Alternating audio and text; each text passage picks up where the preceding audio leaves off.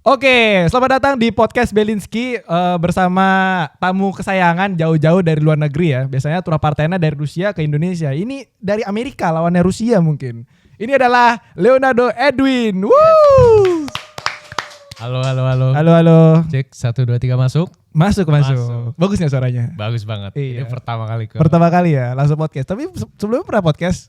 Pernah, tapi ya seadanya pakai kamera doang, gak ada headset, Oh, I gak ada see. mic, gak ada studio kayak gini. Bener ya? Iya. Wih, keren juga nih. Ini keren loh, ada Exclusive. tap-in segala ya. Bener, ada product placementnya, tapi ini nggak sponsor guys. Oh, Ini gitu. cuman setiap ada podcast kita ada minuman buat kalian. Oh gitu. Beli, aku bawa ini ya. Oh iya, boleh. Botol yang telah menemani setelah berapa tahun nih. Oh gitu, pemberian doi. Bukan, ini Oh bukan dari ya? SMA. Oh dari SMA. Wah lama juga ya. Lama juga. Biasanya kalau aku botol-botol kayak gitu udah hilang 3 bulan kemudian. Nama Beli Tura masih ada di kakak gak? Masih. Oh masih ada. Masih ada. Oh berarti gak apa-apa, berarti mamanya gak galak ya. Enggak. Biasa kan kalau Tupperware-nya hilang tuh dikeluarin dari kakak, enggak ya? Mungkin. Itu di mana dulu? Di Batam. Enggak. Secara Indonesia. Iya. Iya. Ini, Ini harta paling berharga gitu. seorang ibu nih. Bener. Tapi aku awalnya gak connect karena kakakku punya kakak baru. Oke. Ngerti gak maksudku? Enggak. Kan aku udah nikah, kan kakak baru, jadi nggak bisa dikeluarin dari kakak dong. Oh. Gitu, makanya susah, Oke, ya. nggak masuk. Kalau jokes bapak-bapak nggak masuk, Nggak masuk. Beda Jokes di bawah, generasi ya? beda generasi gitu. Oke. Ya ini kita minum dulu kali ya. Boleh. Sambil ASMR ya. ASMR. Coba kayak Jerome. Kedengeran enggak? Kedengeran? Coba deket sini. Oke.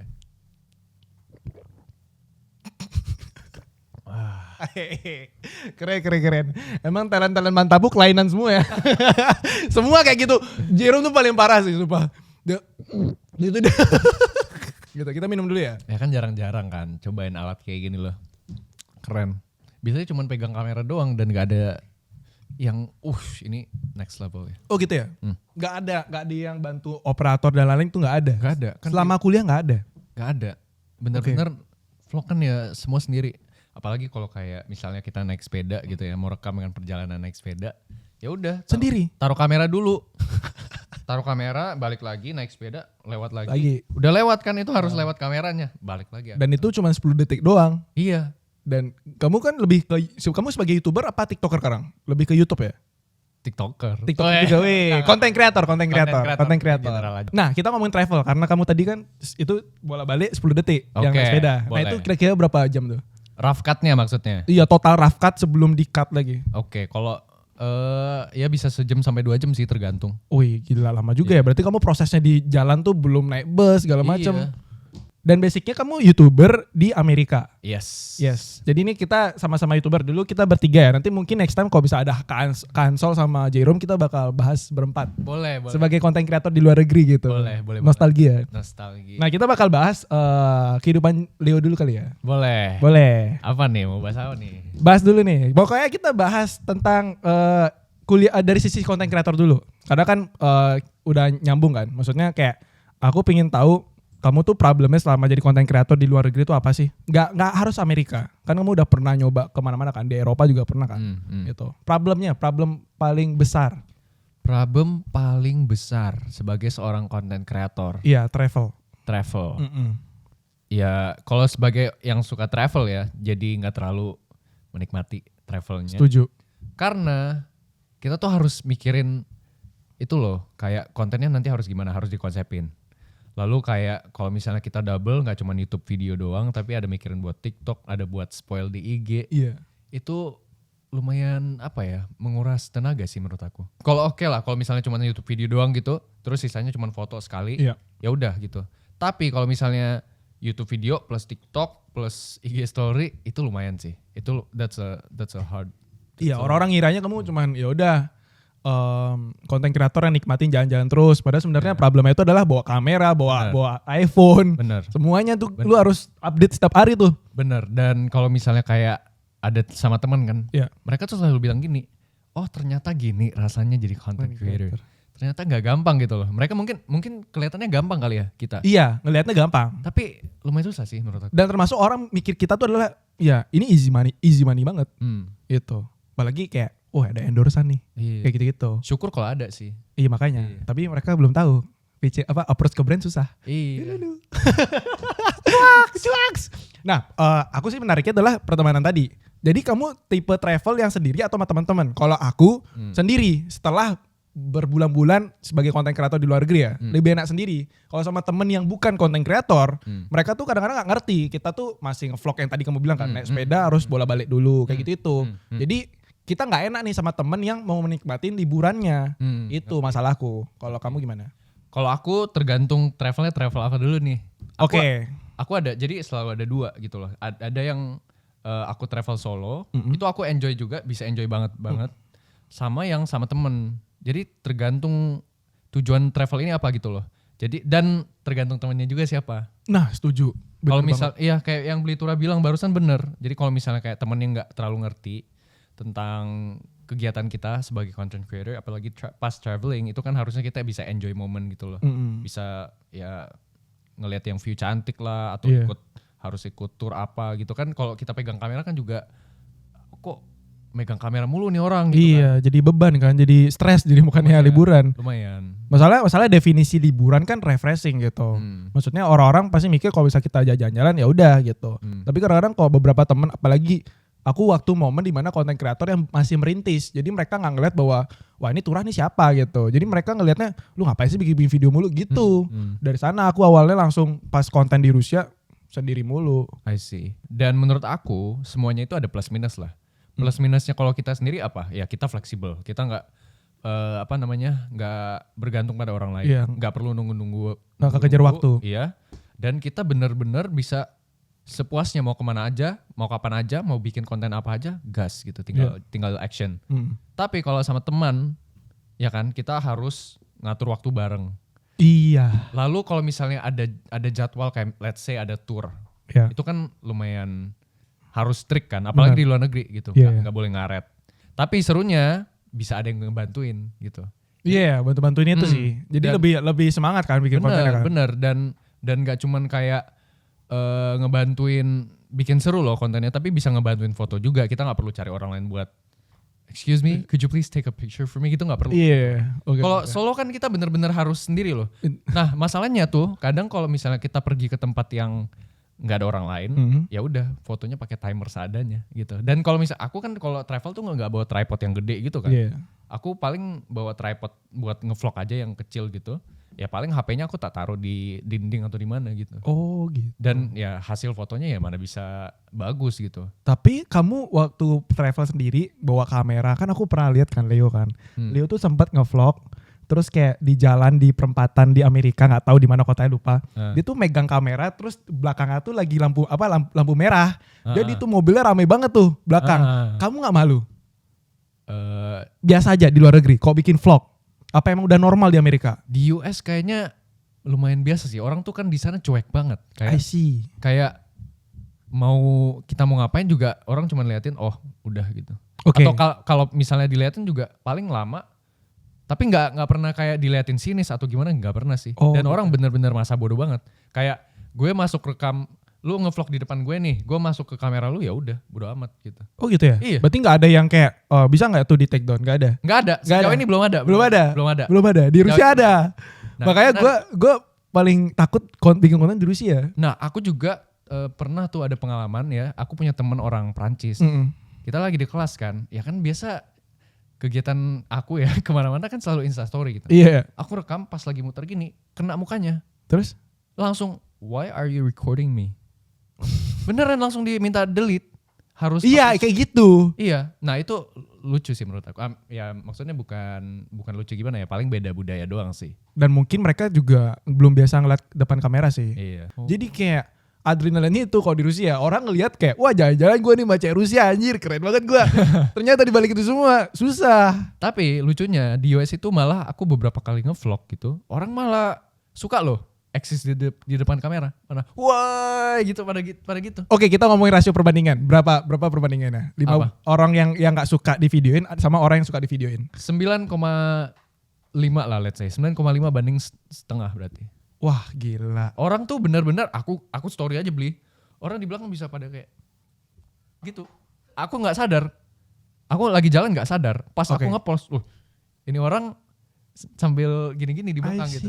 Terus juga kadang bukan aku yang sadar, bahkan netizen kayak itu orangnya tadi ngepost loh. Oke, Itu- oke, oke. Jadi lumayan menarik gitu. Wah, kalau rasio di Rusia 3:10. Oh gitu. Beda culture lah. Beda culture. Pasti beda sih. Menarik sih di Amerika. Enak ya kuliah di Amerika berarti ya? Tapi ini tuh nggak menjelaskan generally loh. Tetap ada orang yang kayak nggak suka direkam. Oke. Contohnya grandma. Grandma itu ibu kos aku, kalau yang nggak tahu, di US dia bule udah umur 70-an. Beliau itu juga nggak suka direkam sebenarnya. Tapi kita pernah buat video karena aku pernah ngajak gitu loh, grandma ini ada requestan nih, kita buat Q&A yuk. Akhirnya dia mau, oke. Oke, dikasih pengertian dulu Iya. sama grandma. Tapi kalau kayak tiba-tiba ngerekam, dia langsung nggak mau. Nggak mau. Oke. Menarik nih. Kita bahas-bahas konten kreator. Oke. Tadi ngelihat kuliah di Amerika masih lebih enak culture-nya US nih daripada Rusia. Kalau untuk nge-vlog ya. Sebenarnya kalau kehidupan di US tuh enak gak sih?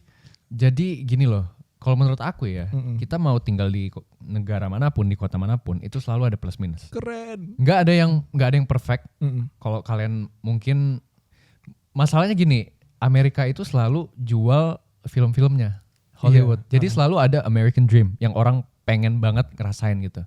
Tapi waktu kita di situ ternyata tidak seperti itu, bos. Oh gitu ya?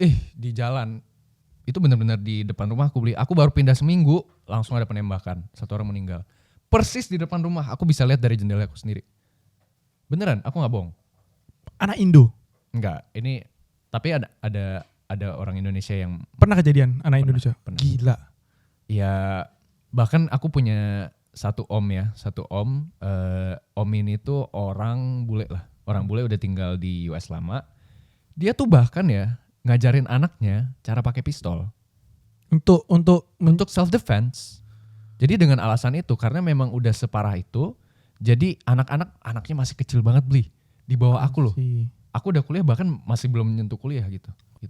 Wah. Itu yang menurut aku lumayan shocking ya. Iya. Karena aku juga kayak, berarti udah parah banget dong. Kalau sampai di tahap ini, seorang bapak bisa ngajarin anaknya cara pakai pistol berarti udah messed up banget dong. Wah, gila. Gitu.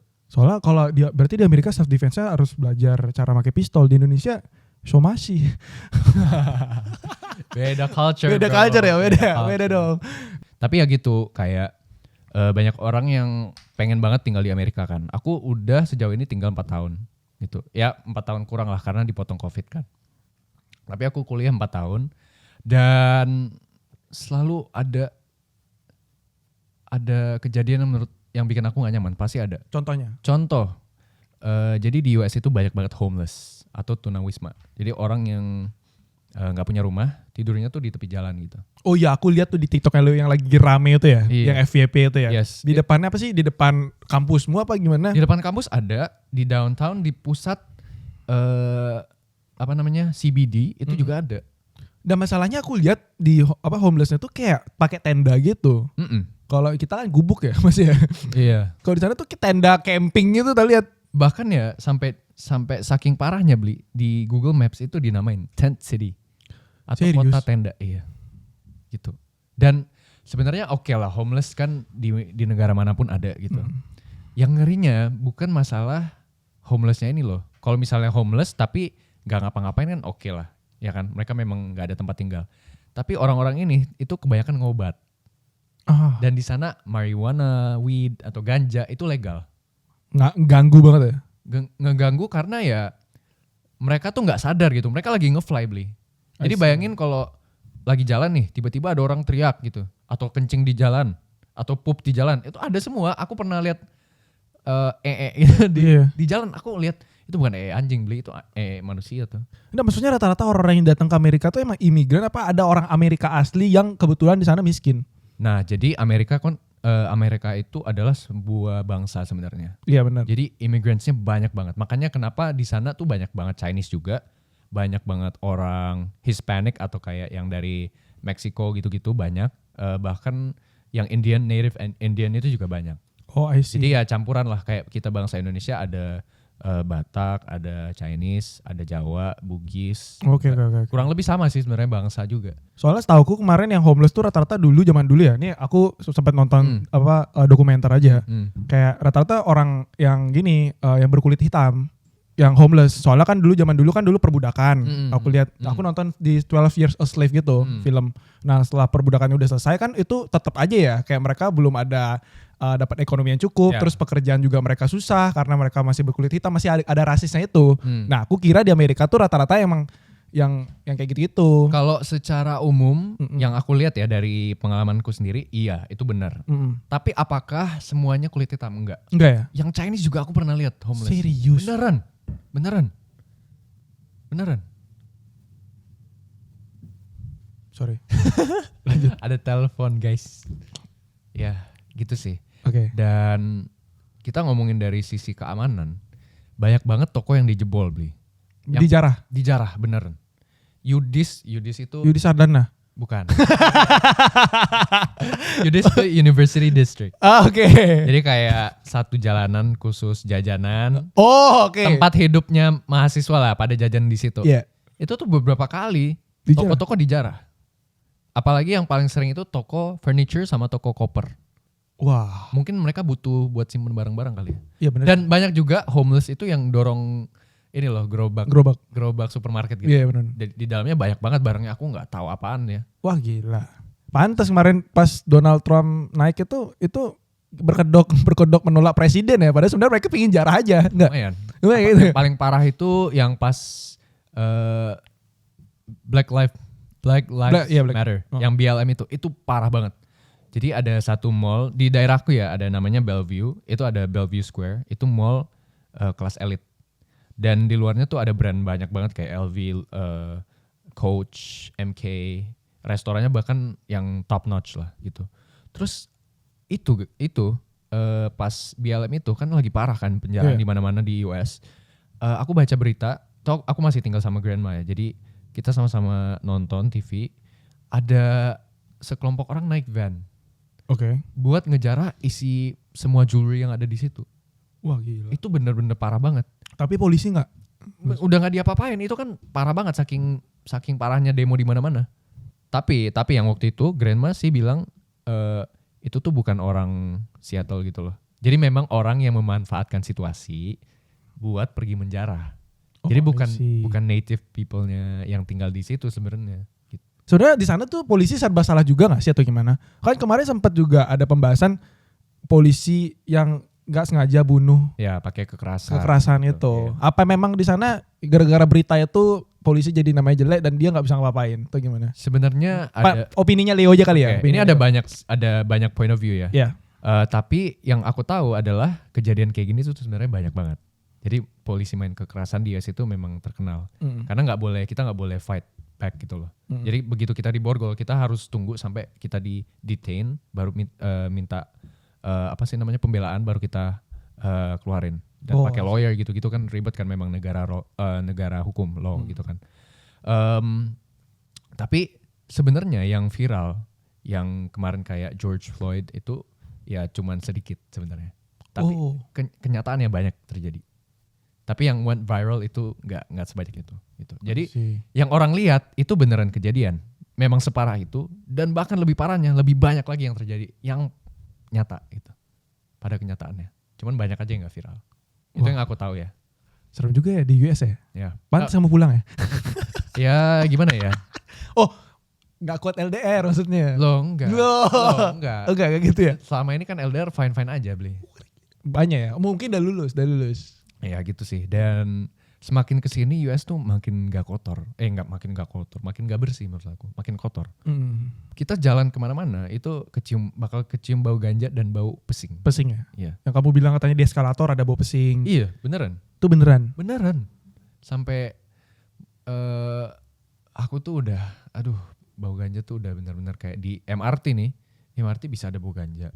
Wah gila. Oh aku pernah. Sekali yang aku paling kaget banget itu di stasiun MRT aku ketemu darah. Fresh. Serius di lantai. Aku gak bohong. Oh gila serem banget. Itu di eskalator di tempat sebelum naik itu. Tapi kau pernah dengar gak suara tembakan? Tadadadadar. Nah yang ingat gak yang tadi aku bilang aku 1 minggu baru pindah langsung ada penembakan. Ingat gak? Iya ingat. Aku gak denger suara penembakan ya, tapi aku langsung turun kan. Langsung di police line, aku tanya orang di situ. Orangnya bilang I just heard a gunshot gitu. Tapi I wasn't sure if that's really a gunshot gitu. Tapi the next day kita baca berita, ternyata memang benar ada penembakan. Ada murder. Ya. Wah gila, keren. Keren ya US. Yes tuh. Saya cinta Rusia. Udah. Saya cinta Rusia. Rusia tuh baunya gak kayak gitu, gak bau pesing atau gimana, bau karatan. Oh, gitu. Bekas-bekas nuklir mungkin Uni Soviet atau gimana ya. Beda. Radiasi mungkin, gak tahu. Beda, ini jokes ya, jangan tersinggung ya. Berarti intinya setiap negara memang punya kekurangan dan kelebihan masing-masing ya? Yes. Oke. Dan aku berpikir juga orang-orang yang punya impian kuliah di luar negeri rata-rata di US sama di Eropa sih, bukan di Rusia. Gitu. Yang penting tuh kalau memang punya cita-cita ya dikejar aja. Kalau memang mau kuliah di Amerika silakan banget. Tapi siap-siap karena di situ tuh nggak seindah yang kita lihat di TV. Bener-bener. Gitu. Dan lebih indah Indonesia sebenarnya. Ya, iya sih. Jauh banget. Dan Dek, ingat dek, Amerika tidak seindah itu dek. Bener banget. Orang mikir kita di kuliah di luar negeri, wah enak banget di luar negeri, dingin segala macam. Padahal mereka nggak tahu kalau kita tuh pernah kesepian di Rusia. Iya. Kayak gitu Jauh dari contohnya. keluarga. Keluarga, terus kayak Gak punya teman. Gak punya teman. Dulu waktu pertama kali nyampe sana bahasanya nggak bisa. Ya kita problemnya tuh cuman sosialnya sih kalau di Rusia. Kalau untuk yang kayak ada kriminal segala macam ada, tapi kayak perbandingan rasionya sama Amerika jauh banget. Rusia tuh masih menurutku aman sih. Gitu. Paling di kota-kota besar aja ya. Iya, apalagi di Toms ya, nggak ada apa-apa itu. Weh, enak ya tuh. McD baru dibuka pada tahun 2016. Keren banget. Luar biasa. Luar biasa tuh, kota dingin minus 41, nggak ada orang Indonesia, cuman aku doang yang pertama di kampusku, mahasiswa pertama. Tiba-tiba udah jadi ratusan aja tuh. Tapi kita bikin vlog. mungkin make sense loh Bli. Kalau misalnya orang mau kuliah di Amerika, cari aja desa-desa gitu ya Bli. Setuju, kayak gitu lebih enak. Lebih enak ya. Kemarin Matthew juga bahas gitu. Lebih enak kita nyarinya tuh di desa meskipun memang nggak sebagus kota-kota besar. Ada tempat klub atau mau ketemu jalan-jalan juga enak. Tapi kalau ngerasain posisi untuk belajar, menurutku sih di desa gitu. Kota-kota ya, desa. Fokus gitu juga. Iya. Orang-orang mikir jangan sampai gengsi karena teman-teman di kota besar. Ya pokoknya fokus sama diri sendiri. Dan kalau misalnya kalian toh juga itu ujung-ujungnya kalau lulus itu buat diri sendiri sama keluarga gitu. Benar. Soalnya kan mereka ada beberapa kok di sana sih. Soalnya dulu kayak gue digituin anjir. Kayak di Toms kan. Ini kota kecil lu ngapain sana gitu. Ngapain sih kuliah di sana? Gak ada yang tahu emang gitu. Cuman di posisi sana gue lulus biasa dan gue bisa bikin vlog di sana gitu. Gak ada halangan. Terus kayak orang-orang sana juga lumayan ramah kan dibanding kota besar yang cuek banget di Rusia gitu. Ya balik lagi ke orang masing-masing. Orang masing-masing gitu. Keren banget dia ya. Dewasa banget kira ya? Bukan, kita harus netral. Netral ya? Iya. Nggak, dulu lu gak netral. Dulu gak netral? Nggak netral. Dulu gak netral. Jadi asam atau basah? aduh. Gak ngerti, sorry. Gak ngerti. Pusing. pH-nya 7 apa? Panas. Jangan. Pokoknya untuk tes pengetahuan Jerome sama Ali aja. Oke? Siap. Yuk, next. Udah ya, cukup ya untuk sisi gelap Rusia, Amerika ya? Boleh. Jadi kalau mau dibahas juga bisa panjang banget. Panjang banget ya? Iya. Aduh, pokoknya intinya ya kalian ikutin Leo aja. Pulang ke Indonesia. Enggak. Enggak juga, sebenarnya kerja di sini juga enak. Enak ya? Enak sebenarnya. Wah, enak juga bisa part time di Amerika dengan gaji yang besar. Ingat dulu bos, gaji besar, biaya hidup juga besar bos. bener sih. Iya. Soalnya di Rusia gak bisa part time, Mbak. Di Rusia gak bisa? Di Rusia gak bisa. Freelance gitu gak bisa? Freelance gak bisa. Freelance bisa, cuman kayak company yang memang internasional aja. Gitu. Tapi kalau untuk rata-rata gak bisa. Gak kayak Amerika tuh kan, bisa KFC gitu. Kalau bisa visanya itu, visa buat kerja. Lebih ngutamain orang-orang Rusianya. Karena orang asing kan belajar bahasa lagi segala macam gitu. Sama. Kita juga international students juga di limit sebenarnya. Jadi kalau kita mau apply, jadi gini, kita kuliah kan 4 tahun kan. 4 tahun itu nggak boleh kerja di luar kampus. Jadi kita kerja cuman bisa di kampus. Aku sempat jadi tutor, sempat jadi penjaga perpus. Tapi ya udah di dalam kampus doang selama 4 tahun ya. Iya. Begitu kita lulus baru bisa apply buat kerja di luar. Jadi yang kayak US companies, Amazon, Microsoft, Google gitu-gitu baru bisa. Ekspektasiku di Amerika tuh kayak lu kuliah bisa part time di mana-mana. International students no. Itu guys. Hati-hati. Yang kalau mau kayak gitu ke Australia. Australia bisa. Sambil kuliah bisa sambil kerja. Kalau UK nggak bisa. Bahkan habis lulus juga nggak bisa kayaknya. Nggak bisa ya? Kayaknya nggak bisa. Jadi Australia itu yang lumayan fleksibel masalah kerja buat siapapun. US itu in the middle, habis lulus baru bisa kerja. Oke. Kalau nggak salah UK nggak bisa deh, cuman magang atau apa gitu. Oh, ya pokoknya intinya kalau kalian mau di Amerika perhotelan aja. Kenapa tuh? Ya kan kerja di perhotelan langsung kerja gitu di sana. Habis lulus gitu. Iya bisa lulus. Kan biasanya kan ada yang kayak apa sih namanya tuh kayak training gitu. Biasanya training di luar negeri gitu. Nah itu lebih enak gak sih? Iya, tapi ya buat apply kerja kalau di US itu kita sebagai international students tuh susahnya waktu kita apply setiap semua job applications itu selalu ada pertanyaan, do you require a sponsorship in the future? Itu buat visa kerja. Jadi ini tuh tahap 1 filter biasanya buat company. Begitu ini di checklist, kalau kita memang butuh sponsor itu berarti untuk visa kerjanya. Jadi kan company ini harus sponsorin kita buat dapet US work visa itu H1B. Nah ini tuh biayanya mahal banget. Makanya kayak company itu jarang mau ambil international students kecuali memang pinter banget. Karena kalau dia tuh cuman kerja berapa lama sih gitu di perusahaan kita. Wow. Cuman setahun habis itu mau pergi. Ya ngapain gitu, mending gue cari US citizen aja yang memang mau kerja gitu. Ngapain gue ambil international students? Kecuali pinter ya, itu beda cerita. Kalau berprestasi beda cerita gitu. Iya aku mikirnya jauh banget. Aku Gitu. mikirnya tuh bisa kayak ya udah lu bisa balik modal dari part time itu. Oh tidak. Aku mikir ke sana. Dek, kuliah di Amerika tidak seindah itu, Wulilu. Nah soalnya mikir, tapi omonganmu sempat nyambung sama ada konten kreator yang ngebahas tentang masuk ke Amerika tuh susah. Jadi kayak mereka tuh kalau kuliah tuh masih maksudnya kalau di Indonesia kan kita karena imigrasinya ribet ya, masih ditanya segala macam. Kalau Amerika tuh kayak kalau mukanya dicurigain itu susah banget masuknya. Ngerti gak sih maksudku? Kayak terutama yang visa kerja. Jadi kayak mereka tuh butuh diwawancara, diinterogasi segala macam kayak gitu. Benar. Lumayan ribet sih. Lumayan ribet kan? Lumayan ribet. Itu sih dari sisi orang tuh yang gak ngelihat kalau di luar negeri tuh bahwa ya gak segampang itu. Benar. Ini disclaimer ya, ini kita bahas-bahas yang sisi-sisi gelap ini biar kalian tahu aja, gak ngeliat positifnya doang nih di kontennya Leo. Ya gak sih? Yes. Kayak Aku gitu. jarang bahas ya. Iya, aku gak tahu. Jarang bahas, makanya cuma ada di sini doang. Jangan lupa sewa podcast Belinsky, makasih. Yo. Bagus banget tuh placementnya tuh. Bridgingnya ada ya? Bagus, karena bridging kita lebih ke positif, podcast kayak gini. Jarang kan.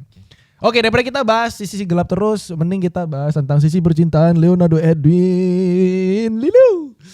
Udah siap? Segitu aja guys. Woi jangan dong, jangan. Capek nih, kita pingin tahu kan udah bahas sisi gelap, apa struggle-nya selama kuliah di luar negeri.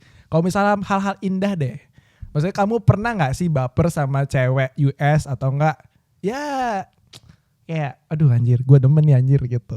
Kayak cecetan gitu. Ini ngomong pas lagi jomblo aja. Oke. Pernah. Pernah? Pernah. Oh kayak Iqbal gitu ya? Iqbal CJR kan pernah baper tuh. Mungkin kurang lebih kayak gitu. Kayak gitu ya? Tapi aku tahu diri ya. Waduh. Beda Kenapa budaya ya? susah. Kenapa ya? Sama, aku juga kayak gitu. Kenapa kita selalu kayak insecure ketika perbedaan budayanya itu? Antara memang kita pertama Asia. Gak tahu ya kalau dari aku ini ya, ini bahas dari aku ya. Aku pernah deket sama cewek Rusia, insecure itu. Cowok-cowok Rusia tuh tinggi-tinggi dan ganteng-ganteng. Kayak maskulin banget. Kalau aku kan kayak boyband bencong gitu gak sih? Ngeri. Sebenarnya aku insecure tuh bukan lebih ke yang kayak beli turah. Aku insecure-nya lebih ke yang kayak wah ini kayaknya kedepannya susah nih beda budaya. Jadi ya udahlah aku cari orang Indonesia aja gitu. Bukan yang gara-gara badanku kecil atau Oh gitu ya? enggak, kalau itu aku pede lah. Walaupun badanku kecil tapi skill apa ada loh gitu. Itu mah gak masalah. Gak masalah ya? Cuman lebih ke nanti culture-nya gimana ya. Setuju. Nanti mau tinggal di mana susah ya gitu. Terus Enggak, itu juga ada. Aku juga merasa kayak gitu. Cuman di awal-awal itu. Kayak misalnya kan mereka tinggi nih, putih segala Beli turah macam. kan juga tinggi. Beda, aku hitam. Oh. Enggak, maksudku adalah kayak cowok-cowok Indo tuh kan banyak. Cowok-cowok Rusia tuh kan banyak. Banyak. Kenapa dekatnya sama aku kayak gitu? Itu sempat mikirnya. Lo gak apa-apa dong. Berarti beli turah ini mutiara dong. Jarang ditemukan. Gitu ya? Iya. Berarti salah mindsetnya. Wah, tau gitu. Nyesel dong gue. Iya telat dong. Telat dong gue ya. Tapi bentar lagi kan mau ke Rusia nih. Oh iya, deh. Waduh. Sikat dong. Chat dulu nih. Wah. Tapi kalau untuk yang tadi, yang culture-nya itu, perbedaan culture itu setuju. Aku juga sempat mikir kayak gitu. Kan pernah deket nih. Pembahasan pertama kita waktu aku deket sama si Doi. Ini ngomongin cewek Rusia ya. Pertanyaan adalah mau gak tinggal di Bali ngikutin budaya agama Hindu. Budaya Bali sama agama Hindu. Itu pertanyaanku. Maksudnya kayak mau gak sih gitu. Karena kan budaya Bali kan susah banget kan. gitu. Kita udah beda kasta aja bermasalah apalagi beda agama. Benar. Pembahasannya itu. Yang kedua, jokesnya. Susah. Bisa nggak ngikutin jokesnya Indonesia? Yang dark jokes gitu kan, bahas-bahas buntung atau bahas-bahas apa mungkin ya, nggak tahu apa ya. Yang kayak gitu-gitu, beda banget. Kayak misalnya Cepmek, mau nggak ngikutin? Kamu nanya. Kamu nyanyi gitu. Maksudnya kamu siap nggak? Itu pertanyaanku ketika waktu hampir pacaran. Oh pernah nih. Pernah gitu. Kalau Leo gimana? Maksudnya deket tapi nggak sampai pembahasan sana atau memang dari sisi kamu yang nggak siap untuk culture-nya di Amerika? Aku pernah deket juga, cuman aku dari awal tuh udah bilang ke dia kayak, okay, I find that you are very interesting as a person, but I'm really sorry. Kan di sana ini kan frontal banget. Sebentar, I'm really sorry itu siapa? Lu yang ngomong? Aku ngomong. Lah. Enggak kan di sana kan frontal. Jadi aku langsung bilang, Okay. but I'm really sorry, I can't be more than friends. Wah, gitu. Ya dia nanya why, terus aku jelasin panjang lebar. Different culture bla bla bla. Tapi I think this is just my perspective gitu loh. Aku memang orangnya kan suka banget sama Indonesia. Jadi kalau bisa ya aku dapat orang Indonesia aja. Bukan kalau bisa, harus. Kalau aku. Oke. Gitu. Jadi kalau kita ditanya pertanyaan ini sebenarnya couple di luar sana yang different cultures tuh banyak loh. Jadi kayak ada orang Indonesia nikah sama orang Amerika atau orang Cina itu banyak. Dan yang ada di TikTok aku nonton bapaknya Bali, ibunya Jepang. Ngomongnya Bali, Jepang, Indonesia. Dan suami istrinya nggak bisa ngomong bahasa Indonesia. Ngomongnya kayak ngelantur gitu. Nah itu kan lucu. Lucu. Itu kan lucu tuh dalam arti bukan yang negatif ya, tapi imut gitu loh. Tapi tuh jarang terjadi. Unik tapi jarang terjadi. Iya. Pokoknya ini balik lagi dari diri kalian sendiri, jangan dipaksa bahwa lu kenapa sih nggak nyari cewek Rusia segala macam. Ya emang dari diri kita emang nggak bisa, ya jangan dipaksa. Tapi ya pernah kepikiran sih sebenarnya kayaknya lucu juga deh kalau punya istri bule. Iya. Wih gila. Gitu lucu, kayak nanti tinggal di mana ya, kayak Maudi gitu. Iya. Itu bisa kemana-mana ya. Lucu banget sih. Ke Korea bisa, ke US juga bisa, ke Indonesia bisa. Nanti anaknya tinggal milih. Wih keren juga ya. Iya. Oke, let's go pertanyaan selanjutnya. Yuk, biaya hidup deh.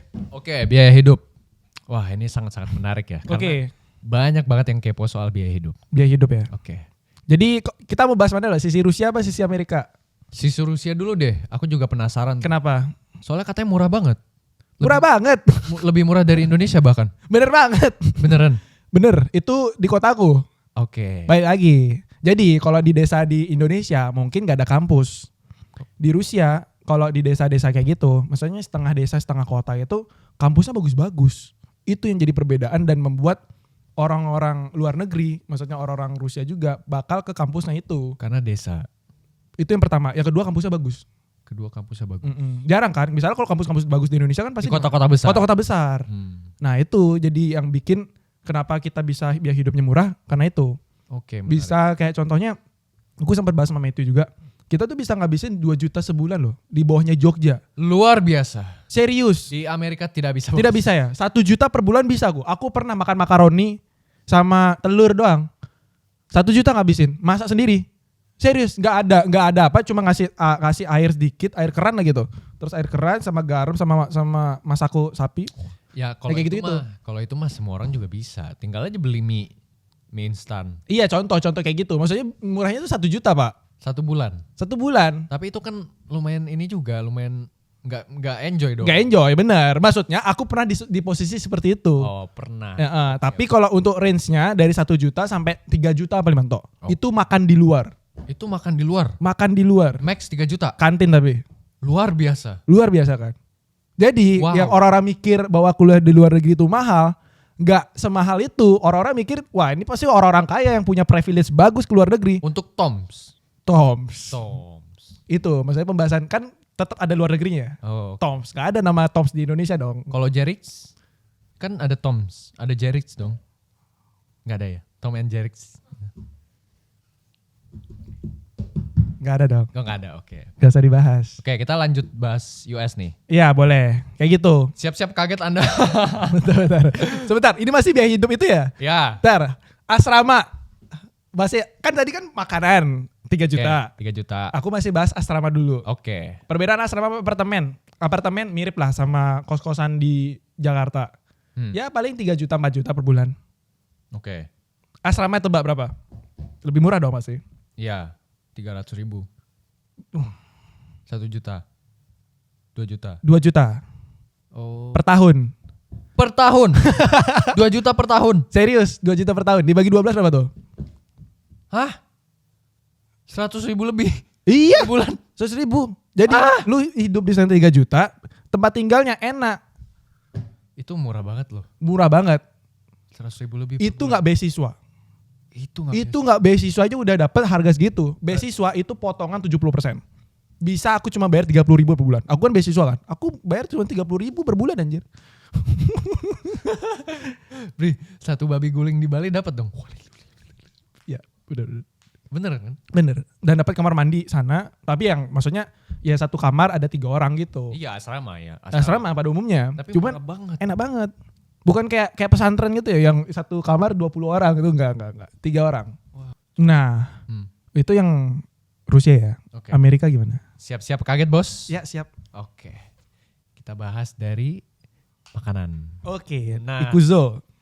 Makanan ini di US mahal banget, Bro. Beneran mahal banget. Nyampe, aku sempat lihat. Hmm. Di McD itu 120.000 satu paket. McD sih masih termasuk murah karena dia fast food. Itu murah. Iya, Bro. Shit. Coba, oke. Jadi kayak kalau misalnya kita makan di restoran atau kayak food truck lah, tahu food truck kan? Yang kayak itu gerobaknya versi Amerika gitu. Itu satu porsi minimal $12. 100, Ya 200.000. 200.000 ya? Ya hampir 200.000. Anjir. Tapi jarang banget ada yang $12. Paling $12 tuh cuman kayak snacknya doang. Bisa kalau sama nasi komplit gitu, misalnya satu nasi ayam gitu, itu at least 15 with tax ya. Nyampe gak 50 juta per bulan? Buat apa? Biaya hidup. Semua. Bisa nyampe.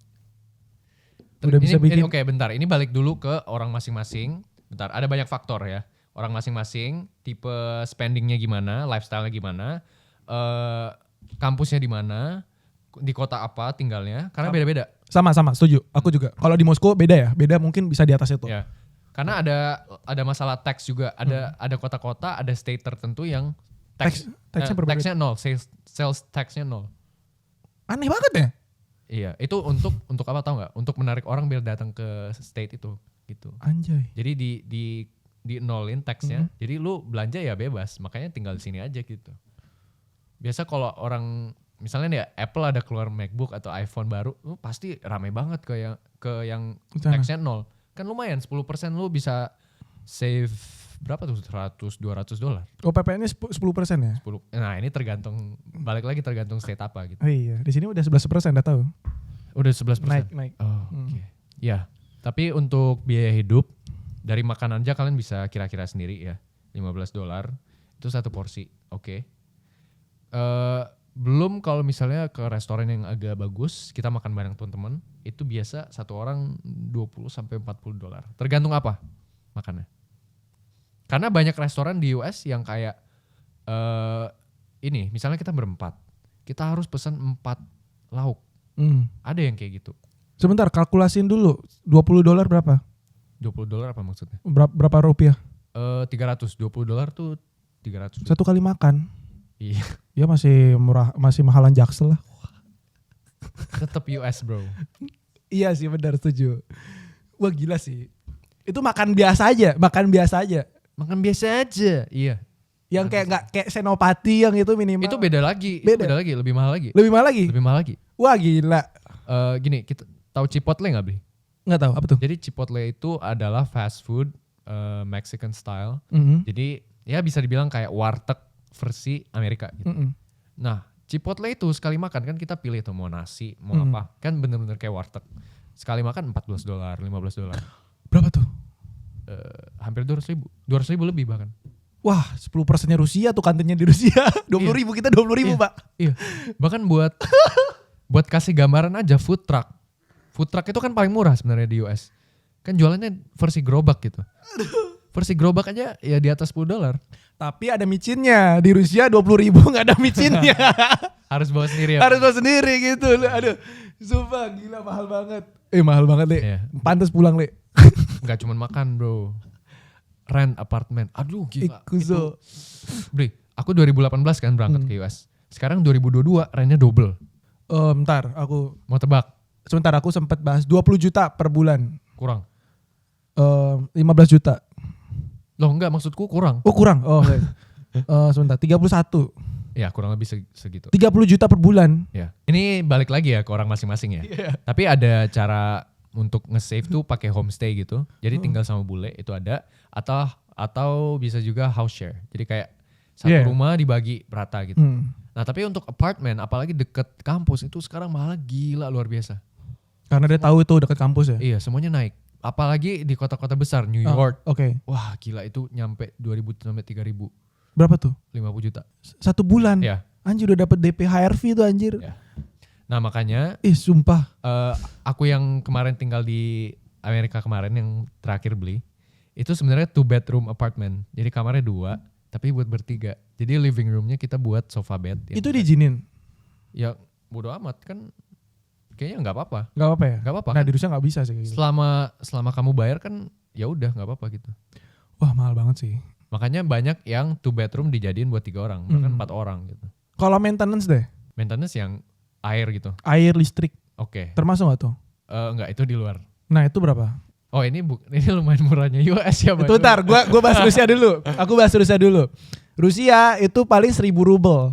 Itu berapa ini? 220.000. Itu apartemen ya. Pernah aku rent apartemen sendiri. Itu sewa apartemen 4 juta. Luasnya dapat 1 kamar, 1 studio, 1 dapur. Ini udah semua? Air, listrik, sampah gitu udah semua? Udah semua. 200.000? 200.000. Udah terhitung. Wow. Tapi paling gede ya 250.000 aja. Gak nyampe 1.100 rubel gitu aja.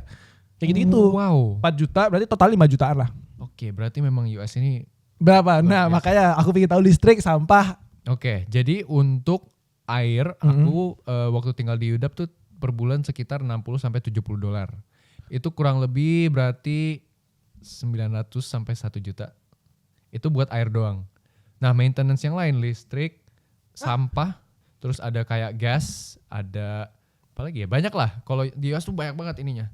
80-an dolar.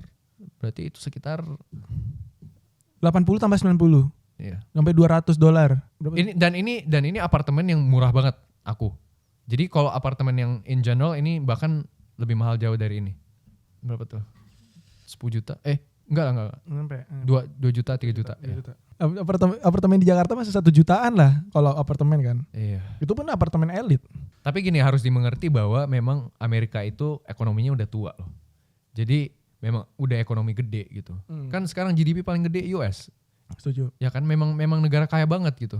Dan mata uangnya itu yang dipakai satu dunia, US dollar. Benar. Jadi ya menurut aku memang selayaknya sih. Tapi ya oke lah kalau misalnya itu pekerja. Hmm. Ya dimana gajinya memang gede-gede. Right. Yang ini kita bahas kan adalah mahasiswa yang gak kerja. Right. Itu yang jadi aku kayak, wah itu problem banget sih. Makanya Iya. ini pikiranku ya, ini ngomongin stereotip ya. Apakah orang-orang Indonesia atau orang luar negeri yang datang ke Amerika itu orang-orang kaya? Menurutmu gimana? Setuju apa enggak? Yes and no. Yes-nya gimana? Yes-nya karena memang biaya kita itu 3 kali lipat biaya yang di sana. Oke. No-nya karena banyak juga anak-anak Indonesia yang dapat beasiswa. Oke. Dan belajarnya serius, benar-benar dimanfaatkan. Wah. Keren. Tapi yang buat aku lumayan merasa rada terharu apa sedih gimana gitu. Itu pas aku tahu kalau teman-temanku yang di US yang bule-bule itu udah dilepas sama orang tuanya secara finansial dan secara keluarga. Jadi mereka udah nggak tinggal sama orang tuanya, finansialnya harus berjuang sendiri. Dan mereka udah 3 kali lebih murah dari ongkos kuliah kita, itu pun masih ngambil student loan. Wah. Jadi utang. Dan utangnya itu nggak bakal lunas sampai 30 tahun, 40 tahun ke depan. 18 tahun ke atas bagaimana kalau udah keluar dari orang tua? Apa 18 tahun ke atas? Iya. Jadi culture-nya US tuh memang kayak gitu. Ya aku nggak bisa salahin apa-apa, cuman I feel very sorry for them aja gitu. Karena mereka kerja, belum nanti ambil car loan, belum nanti house loan. Jadi US tuh banyak banget utangnya gitu loh. Oke. Bahkan ada perbincangan di mana student loan itu mau dihapusin sama Biden gitu. Tapi ya sampai sekarang belum terjadi karena itu gede banget Li. Bayangin di US ada berapa ribu bahkan berapa juta mahasiswa Dan hampir semuanya tuh pakai student loan. Kasian aku jujur. Aku merasa kayak beruntung banget gitu. Ya kita di Indonesia masih bersyukur sih. Ya. Tinggal bersama orang tua Yes. sampai nikah 25 bahkan 30 kalau belum nikah masih tinggal sama orang tua. Yes. Bahkan orang-orang yang udah nikah itu bisa tinggal sama orang tua. Setuju. Itu yang bersyukurnya kita tinggal di Indonesia. Yang orang-orang mikir bahwa wah kita harus freedom nih, nggak bisa kayak gitu. Kalian harus Memang bandingin sama. individualis. Rusia Iya. juga kan ya individualis. Nah tapi nggak separah Amerika. Oke. Oke, kita 18 plus itu bakal keluar. Oke. Cuman kita bakal ya maksudnya mereka ngasih bekal gitu loh ke orang, Oke. ke anaknya bahwa ini kamu siapin segini, papa punya apartemen kamu tinggal sana, tapi sendiri gitu. Cuman yang kayak di film-film Amerika yang wah 18 tahun nih, wah gue seneng nih gitu. Beneran itu beneran. Seneng kan? Nah di Rusia nggak kayak gitu, Oke, mereka oke. sedih. Oke.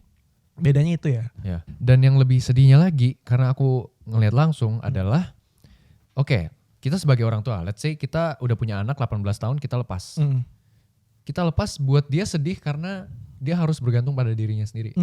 Buat kita juga sedih karena kita tinggal sendiri, nggak ada anak lagi.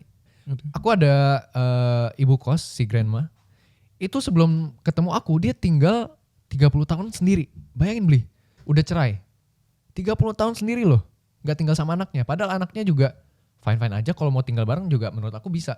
Ada tempat, ada kendaraan, ada ekonomi juga oke. Tapi memang culture-nya yang beda, yang nggak mendukung bahwa untuk tinggal bareng gitu. Tapi itu masih bisa hidup sendiri. Bisa sampai sekarang hidup sendiri. Aku salut banget. Ya pokoknya kayak kita harus bersyukur sih. Soalnya di Indonesia kan juga pernah ada fase-fase generasi sandwich ya. Yang dimana kita punya anak tapi orang tua juga kita masih urusin kayak gitu. Nah kayak di Amerika yang sendiri-sendiri ini emang beda culture banget sih. Jadi kalian setidaknya bersyukur tinggal di Indonesia yang dimana kita punya budaya yang kuat, keluarga yang memang udah erat kayak gitu-gitu sih. Kalau dari aku. Ya setuju. Keren. Damai ya Rusia Amerika ya. Ya damai. Damai. Ya. Kira-kira kalau Leo ada pesan-pesan terakhir buat calon-calon yang akan keluar negeri. Jadi pergunakanlah waktu sebaik mungkin. Kalau memang ada privilege untuk kuliah keluar, aku saranin kuliah keluar. Manfaatin. Kuliah keluar itu kita bisa lihat perspektif yang beda jauh dari Indonesia. Dari situ mungkin kita bisa dibilang orang ya, yang orang bilang open minded atau apa. Tapi untuk dapetin perspektif itu kita harus lalui. Nanti ada yang gak enaknya, nanti kita merasa sendiri, nanti kita jauh dari keluarga, dijauhin orang, gak kenal, mulai dari nol lagi. Itu memang harus dirasakan pahitnya. Tapi habis itu kita bakal menjadi kita dapat point of view yang nggak bisa kita dapat dimanapun. Oke. Gitu. Tapi kuliah ini harus juga disesuaikan dengan kemampuan masing-masing lah. Kalau memang nggak mampu kuliah ke luar negeri, ya nggak usah dipaksa gitu menurut aku. Ya, kuliah di Indonesia juga banyak banget kampus yang bagus gitu. Dan banyak juga yang udah sediain beasiswa. Yang penting semuanya di riset dulu ya. Iya. Itu paling penting. Benar, setuju. Pokoknya jangan ada ikut-ikut teman. Kalau bisa hindari ikut kata orang tua juga. Iya. Kalau bisa. Ya sekarang kan udah maju bisa riset sendiri. Pokoknya di podcast ini kita nggak bakal ngerusak impian kalian yang memang pingin kuliah di luar negeri ya. Kita cuma ngasih plus minusnya aja. Ya. Gitu. Yang penting tahu kalau semua tempat bakal ada plus minusnya. Setuju. Mau kalian gitu. kuliah di Semarang, mau kalian kuliah di Amerika, mau kalian kuliah di Toms, semua ada plus minus. Iya, kayak gitu. Jadi tetaplah bermimpi. Wih, keren gua. Menarilah dan Terus tertawa. Wih. Ya.